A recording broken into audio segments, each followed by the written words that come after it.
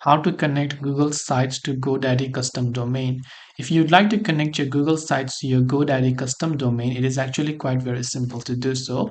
All you have to do is go ahead and then first of all make sure to open up your browser. Once you open up your browser, you will see this type of interface right here.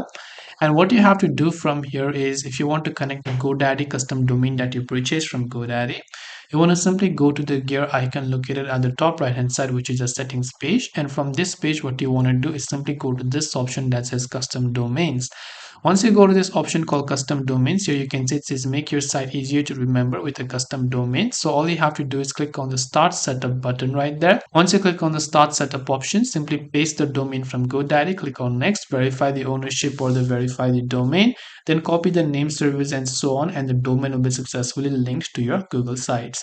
So I hope that this video really helped you. If you have got any further questions, feel free to also leave them down in the comment section below. As always, thank you very much for watching till the end of this tutorial, and as always, see you soon in our next video.